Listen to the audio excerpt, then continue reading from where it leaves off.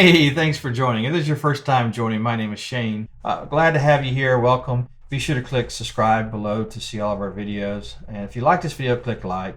In this video, you're going to see one of the first trips we've got to take last year after we bought a new RV trailer. Yes, that's right. We're crazy. We love photography so much that we ended up buying an RV trailer so we could travel more and practice it. And plus, we just thought it would be a great opportunity to spend more time with the kids, spend more time together. So this is one of our first trips. So we got to travel north from where we live in Texas to visit a few other states and see some of that part of the country for the very first time. And I was just truly amazed. The scenery, just the peacefulness of it's just really amazing. And my family being on the road with me and doing the RV was just, they were troopers. So we had a really good time. So also towards the end of the video, we're going to go over a way to enter a contest in this channel. We're going to give away a few prizes over the next few months.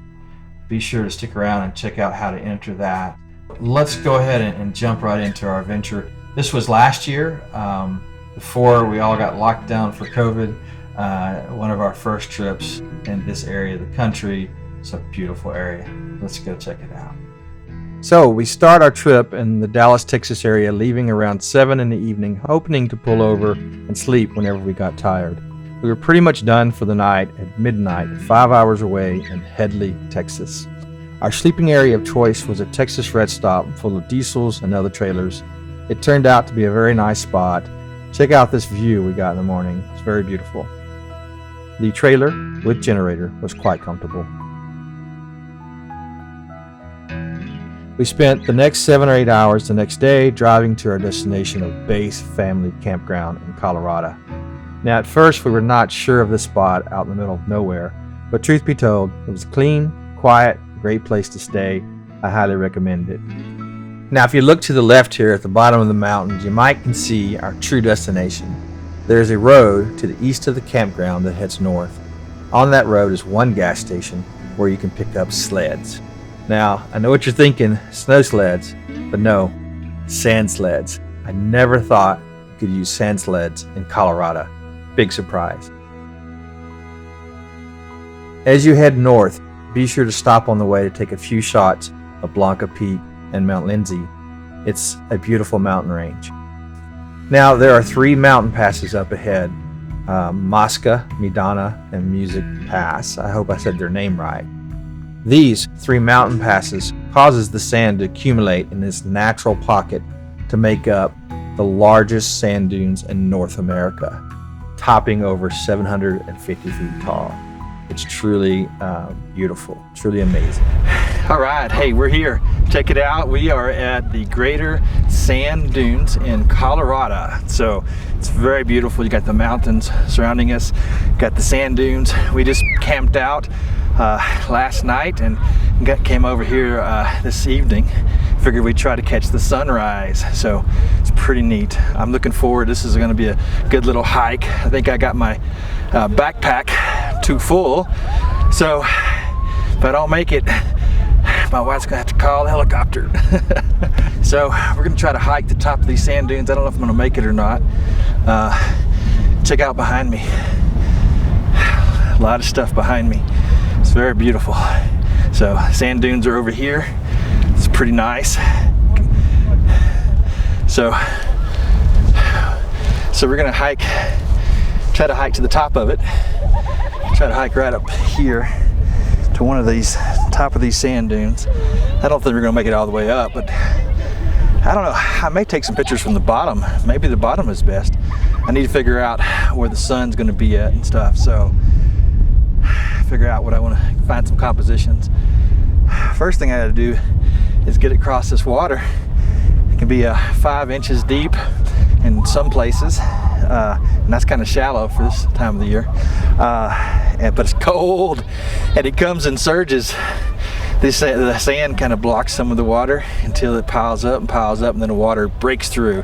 So you kind of get these little waves coming through this creek. I think it's Medina Creek. I'll put a name right here if I got that wrong, but it's Very nice. Look at these snow-capped mountains over here.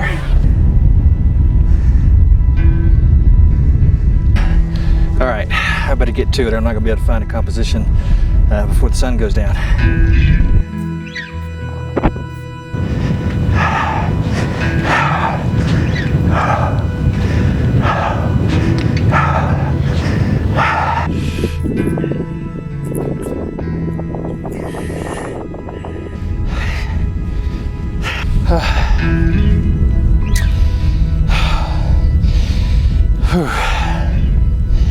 Boy, I'm out of breath. I got to tell you, man, if you ever did in the desert, or if you happen to visit the great sand dunes of Colorado, trying to do photography in the sand is a mess. it is painful. Woo, sand all over everything. My shoes, my bags, my cameras, mic, everything. So I'm about out of breath. And it's so hard getting around in this sand. It's tough, boy, and we had to cross the water. So I'm sitting here with wet shoes and wet socks, but that's okay. I'm gonna get some good pictures. Anyway, so I'm gonna do a pan. This area over here, got the sand dunes on my left, going across, leading to the mountain peak. The mountain peak is snow-capped. It's very beautiful. So I'm gonna try to do a panorama of this scene right here. If it doesn't work out well, at least I'll get one or two good shots of it. So I've got a 7200 millimeter lens. I've got it set to f11. Probably a little bit overkill there. I could probably get by with f8, but I'm gonna just go ahead and stick with f11. Kind of running out of time. It's getting cold out here. I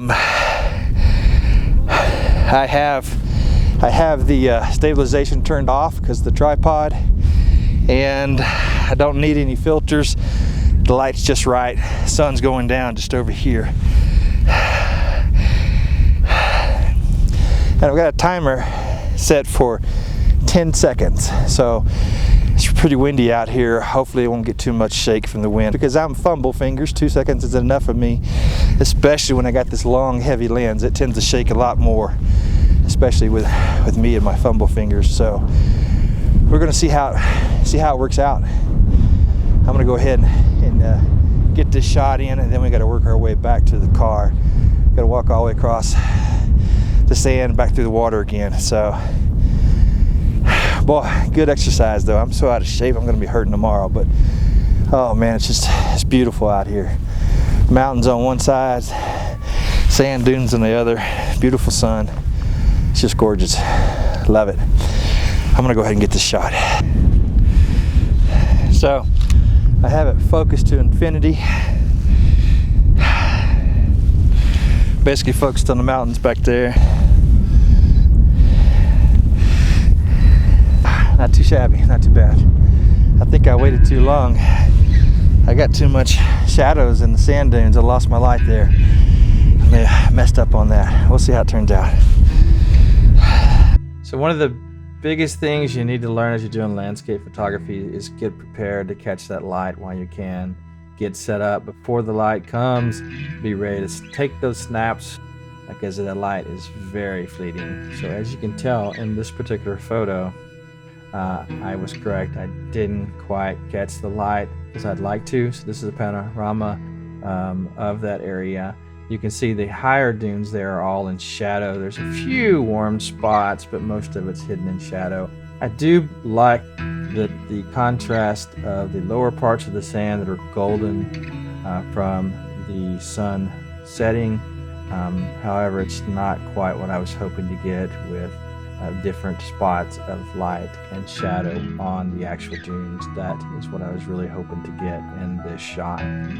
If you look at the mountains above, you can see the light just glistening on the top and the peaks, and you can see the shadow on the opposite side of the mountains that's being lit up. Still turned out to be an interesting shot in my opinion. So I did happen to get a few shots before I actually did that recording, setting up my compositions, trying to find the right composition. Here's one such shot where I actually did catch the sun lighting up the sand dunes, casting these rays of sunlight, and also, of course, you have the shadows, so it's a great contrast. If you look at the very left side here, you're going to see a family.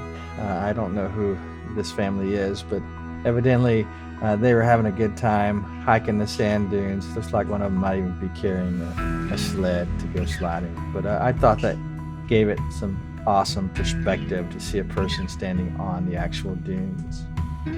One of my favorite shots. So in this next shot, you've got a wider perspective of that same scene. This is that exact same family. And this really puts it into perspective. If you look at how small they are compared to the dunes, and look at the grass, the blades of grass in the front of the picture, you see how small those blades are. Now compare those people to the sand, look how small they are. It's just about the size of that grass. So you can tell really how big these dunes are in this picture. In this particular one, I love the sun glistening atop the mountains there, and I love the different contrast of light and dark on the actual sand dunes. I was torn between moving the little strip of sand towards the bottom. You can see the little grass there growing, and you can see where the sand is moved around a lot. I decided to keep it, give it a little perspective, add a little bit more color to it. What do you think? You think I should get rid of that, maybe crop it in a little bit, or leave it there? What's your opinion on this particular picture? Now, this is the shot I planned to have videoed. Luckily, I did get the shot before I started recording the video that you just saw. This was what I was hoping to catch. Again, you have that same family traveling up the dunes.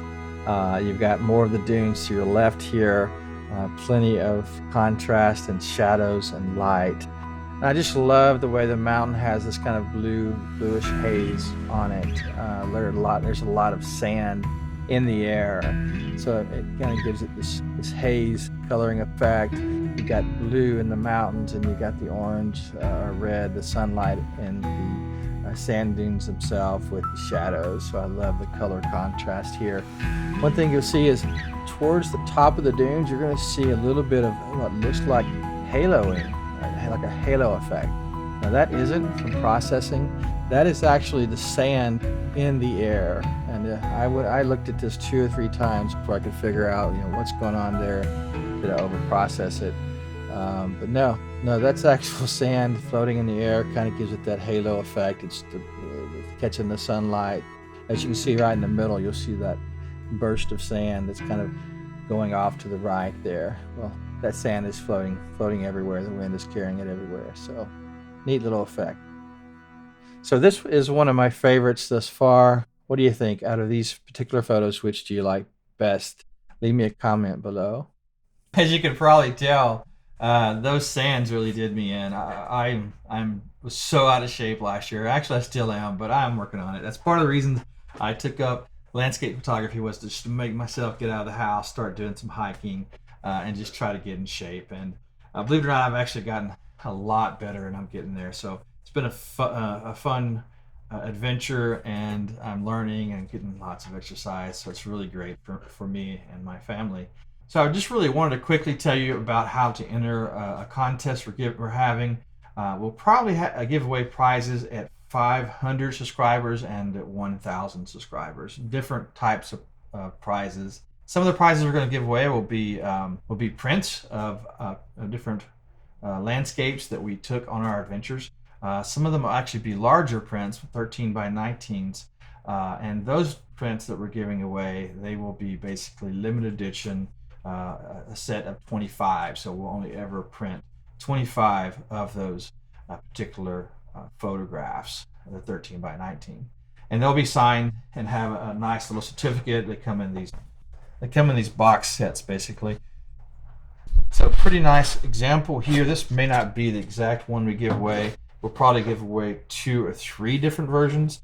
For example, you have this 13 by 19 limited edition that we'll definitely give away. It comes with a certificate of authenticity, And of course, it'll be signed and all that good stuff. Nice little packaging. And it's created on art paper or archival paper with pigment inks. So pretty much it'll last several years. So we'll be giving away sets that look like this.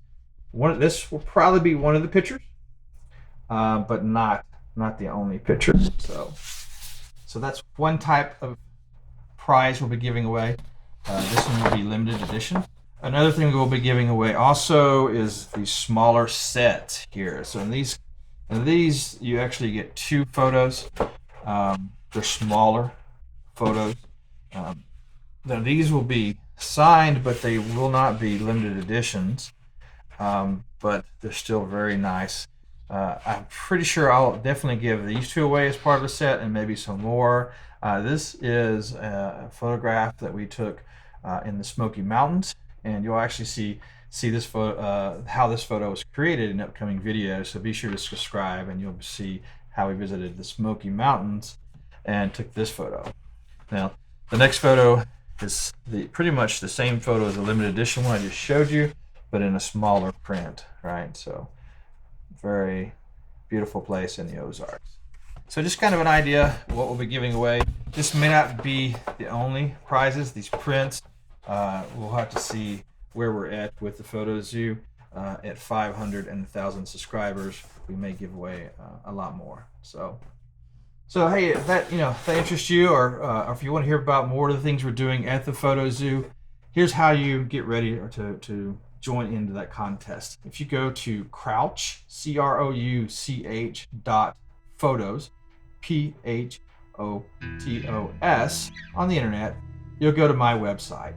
On my website, you'll see a place to sign up to a mailing list. Now go ahead and sign up to that mailing list, and I'll be sending details over the next few weeks. Now this contest will be for subscribers. We're going to have a giveaway at 500. We're going to have a giveaway at 1,000. So go ahead, and if you sign up to that mailing list, I'll send you more details. I'll put a link down to that list in the description of this video. So be sure to check it out.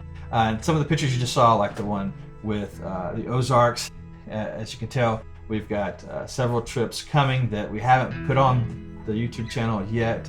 I'm working on processing those now to show you how we took those photos. So we have a lot of videos coming up with Smoky Mountains. We've got one more video with the Rocky Mountains, another video with the Ozarks, and so forth. So be sure to check it out. Now I'm going to go ahead and show you some more photos from this trip. One of the things that we didn't get a chance to film video with, but on the way into the park to see the sand dunes, we did stop at that one store where you can get the sandboards, so you can slide around in the sand and all that good stuff, and of course got water and filled up on gas. But while we were at that store, I noticed that, man, it was just a really beautiful scene of the dunes and also the mountains behind it. Just really, truly beautiful. And it was kind of mystic in a way. I think a lot of it had to do with the way the sand was floating in the air. It just made it look surreal. So I just really want to show you some more shots from that area before we go, so stick around. Let's go ahead and check those out. So I just wanted to say, hey, thank you for watching. Thanks for subscribing if you subscribe below. Thank you for joining. I hope you have a great week, and we'll see you